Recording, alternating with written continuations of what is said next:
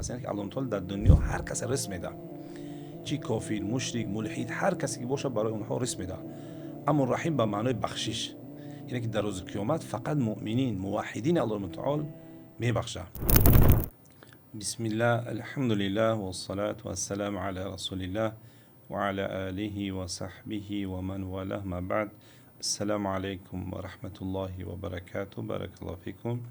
بینندگان عزیز، این روز انشاءالله با کمک الله تعالی یک درسی از کتاب الاربعون فی اصول الدین و قواعد شریعه را میخونیم و موضوعی که قرار است امروز با کمک الله تعالی بخونیم به این معنا است که معرفت الله تعالی اصل الدین و هی اول ما یجب تعلمه و تعلیمه.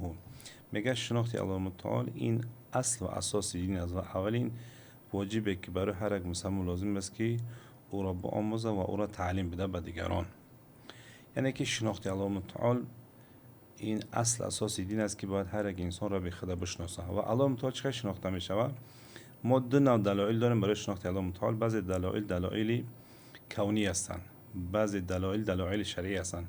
مثلا یک انسانی که به قرآن ایمان نداره و نمیشه برای او از قرآن دلیل بیاره که برای شناخت و معرفت الله تعالی، و برای یک انسان عاقل فرنم هر کسی که باشد تنها کمی تدبر کنه در همین کون، در آسمان، همین آسمانی که بدون پایه، خورشید، ماه، شب، روز، همین مخلوقات را ببینه، خود به خود پی میبره که تمام همین مخلوقات یک خالق دارند و اون خالق است که این مخلوقات را با یک چیزهای عجایب خلق کرده است.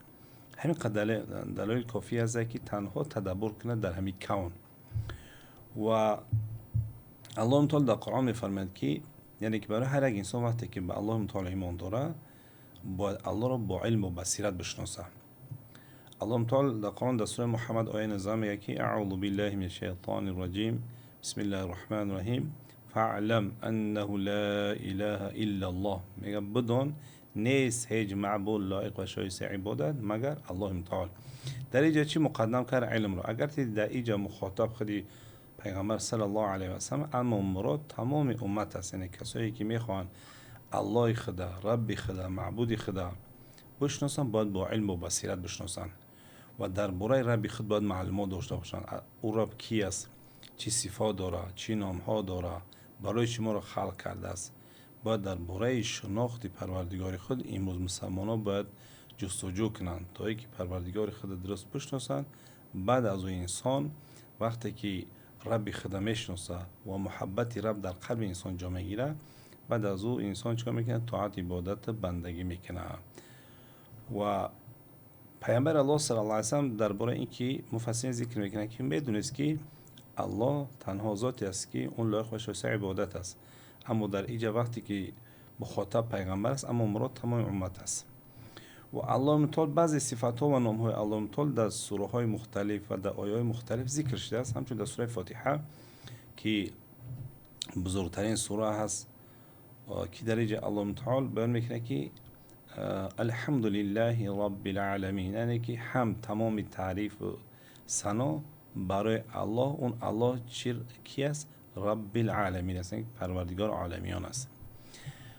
یعنی که عالمیان به این معنا که یعنی که تمام مخلوقاتی که هست، چی در زمین چی در تمام آسمان ها هست، بجز الله این در لفظ عالمین داخل میشه. یعنی که تمام موجودات، چی انسان، حیوان باشه، جن باشه، پرنده باشه، درنده باشه، چرنده، تمام چیزا یعنی که خالق اینا و معبود اینها الله متعال است. دوباره در اینجا بیان میکنه که الرحمن الرحیم، این نام های الله است. رحمان الرحیم نام های الله است. یعنی از هر نام الله متعال که برای الله متعال در حدیث سال میگه که 99 نام هست، یک صفت از او گرفته میشه. الله چی؟ رحمان و رحیم است. در معنای رحمان بعضی از مفسرین ذکر میکنن که منظور از رحمان او به معنای چی است؟ رزاق است. یعنی که الله تعالی در دنیا هر کس رزق میده، چی کافر، مشرک، ملحد، هر کسی که باشه برای اونها رزق میده. اما رحیم به معنای بخشش، یعنی که در روز قیامت فقط مؤمنین موحدین الله متعال میبخشه. یعنی که معامله الله متعال در قیامت یک معامله عادلانه هست. کسی که در دنیا الله متعال براش همه نعمت ها را داد، رزق فراوان، سلامتی، در بهترین صورت خلقش کرد، مالش داد، خانهش داد، فرزندش داد، اما به الله ایمان آورد، بازم رزق او را کم نکرد. اما در آخرت این نوع انسان ها مستحق هدایت و همچنین مستحق داخل شدن جنت نیستند، همیشه ابد در جهنم باقی میمونند. دوباره چی مالک یوم الدین، مالک یعنی که الله متعال مالک روز جزا است. در روز جزا تنها کسی که فیصله میکنه بالای تمام مردم، چی مسلمان، کافر، مشرک، ملحد، اون الله است، کسی دیگه نیست. یعنی که ملکیت اون روز، پادشاهیش، فیصلش فقط در نزد الله متعال است، کسی دیگه نیست. بعد ایاک نعبد و ایاک نستعین، ما میگیم ما تنها تو عبادت میکنیم و تنها از تو چی کمک طلب میکنیم. در اینجا شناخت الله متعال، الله که از نامهای چی است؟ الله هست و بزرگترین نامهایی که الله متعال همون لفظ الله هست. رب باشه، الرحمن الرحیم باشه، مالک باشه، این نامهای الله متعال هستند. و در اینجا بعد چی مسئله عبادت و مسئله استعانت ذکر شد که بعد از اینکه ما الله متعال تعریف تمجید میکنیم، نامهای زیبایی را در اینجا بیان میکنیم و ما از الله چی میگیم که تنها خودت، یعنی که تنها ما الله را عبادت میکنیم و تنها از او چی طلبی کمک میکنیم. در آیت الکرسی که یک از آیه های سوره بقره است، آیه 255 بقره است، در اینجا خیلی شناخت الله متعال با صفات های خیلی خوب ذکر شده است که میگه که الله لا اله الا هو، نیست، یعنی که الله لا اله الا هو، یعنی که الله نیست هیچ الهی مگر او، تنها او است معبود. حی القیوم، یعنی که همیشه حی، یعنی که زنده است و پابرجا است، برخلاف مخلوقا که مخلوقا همیشه زنده نیستن، یک عمری که برای اونها مقدر شده است، بعد از اون مرگ میچشن. و قیوم پابرجا هست. لا تأخذه سینة ولا نوم، الله متعال را نمیگیره سینه، سینه همون خواب سبک را میگن، نوم همون خوابی که انسان دیگه در غفلت است، خواب میره و احساس نمیکنه که چی رخ میده. یعنی که این صفات ها هست که صفات های نقص است نسبت به الله متعال، برخلاف مخلوقین که صفات ها دارن، انسان ها صفات ها دارن، صفات های ما که هست صفات های ناقص است، کامل نیست. ما انسان هستیم، همیشه زنده نیستیم، پابرجا نیستیم، ما رو خوابی سبک میگیره، ما رو خوابی سنگین میگیره. بعد میگه که له ما فی السماوات و ما فی الارض، برای الله است آنچه که در آسمان ها و زمین است، تمام چیز مال الله متعال است. میگه من ذا الذی یشفع عنده الا باذنه، چی کسی شفاعت میکنه در نزد مگر با اذن الله متعال. مثلا شفاعت نیست که در روز قیامت پیغمبرا و صدیقین، شهدا و بعضی کسایی که اونها صاحب شفاعت هستن شفاعت میکنن، اما مطلق نه. شرط اول است که الله متعال او انسان اجازت بده برای شفاعت. شرط دوم است که در حق او کسی که شفاعت میکنه الله متعال از او راضی باشد. یعلم ما بین ایدیهم و ما خلفهم، که آنچه که در پیش و پس همه اینها را الله متعال میدونه، یعنی که هیچ در نزد الله متعال مخفی نیست. میگه ولا یحیطون بشیء من علمه الا بما شاء، یعنی احاطه نمیکنه چیزی از علم او را، یعنی کسی علم الله متعال را گرفته نمیتوند مگر آنچه که الله متعال بخواه. به این معنا هست که یعنی که الله متعال یعنی که بعضی از علم خود را برای مخلوقا میده، برای شناخت الله متعال، برای طاعت عبادت و بندگی. اما علم الله متعال یک علم کامل است، کسی کاملا علم الله متعال گرفته نمیتونه. بنده ها مخلوقین علم داره، اما علم الله متعال چی است؟ ناقص است. در اینجا میگه که وسع کرسیه السماوات والارض، یعنی که در بر گرفته از کرسی او آسمان ها و زمین را. کرسی الله متعال یک مخلوق است که الله متعال را خلق کرده است. کرسی است، عرش است و کرسی یک مخلوق خیلی بزرگ است که از تمام آسمان ها و زمین دم بزرگتر است. این همونجا وصف کرسی میاد.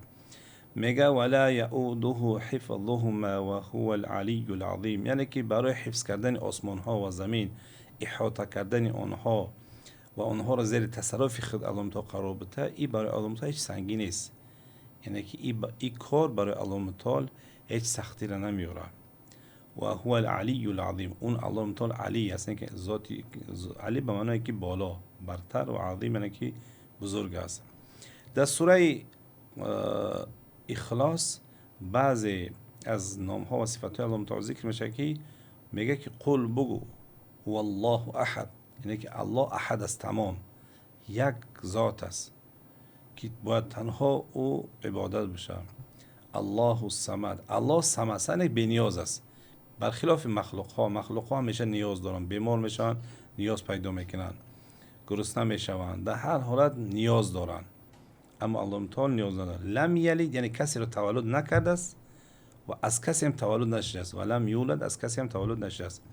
ولم یکن له کفوا احد، یعنی که نمی باشد برای او کف، یعنی که همتا هم مثل، یعنی که الله ذاتی است که هم مثل نداره، یعنی که ذاتی است که با تمام صفات کمالی خود از مخلوق های خود جدا هست و تمام صفات ها خاصی مال الله متعال است و چیزی و کسی با الله متعال یعنی که هم مثل نیست. در حدیث هم میگه که حضرت ابو هریره میگه که پیامبر الله صلی الله علیه و سلم فرمودند که ان لله 99 اسما 100 الا واحده، یعنی که برای الله متعال 99 نام است، یعنی 100 تا فقط یک تا کم، یعنی که 99 نام است. بعد گفتن من احصاها دخل الجنه، کسی که اینها را احصان حفظ کنه داخل جنت میشه. در این معنای کلمه احصاها امام نووی نقل میکنه که اهل علم اختلاف کردن. امام بخاری نظرش اینه که تنها کسی همین 99 نام حفظ کنه کافی است و بعضی میگه که اینا را حفظ بکنن و به معنا مفهوم اینها عمل بکنن. بعضی که دیگر نقل میکنه که اینه که همون حقی که در اینها هست باید حق اونا مراعات شود، یعنی که اول حفظ کردن، معنا و مفهوم فهمیدن، با آن چی که میگه عمل کردن. به طور مثال انسان باید همیشه یقین کنه که الله متعال میدونه، علیم است، یعنی وقتی که انسان بدونه که اون ذاتی که رو خلق است علیم است، باید به گناه نزدیک نشود.